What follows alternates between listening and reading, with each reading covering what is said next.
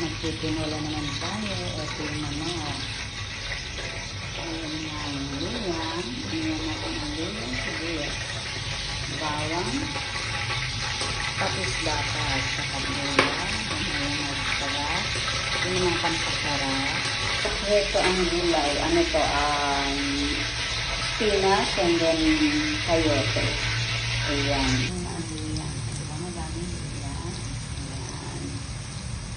Ang luya, hanggang sa maluto siya, mag-golden brown, diba? Masarap, marami kasing luya pag magtinola ka. Okay? Ito yung sibuyas. Isa yung luya. At mag-golden brown. Okay, ayan. As usual, hindi mawawala ang bawang.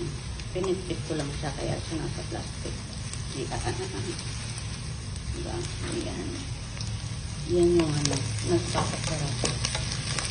Kailangan, una talaga muna ang luya. Kasi matigas siya, diba? Sunod ang sibuyas. And to follow ng bawang kasi madali na masunog ang bawang.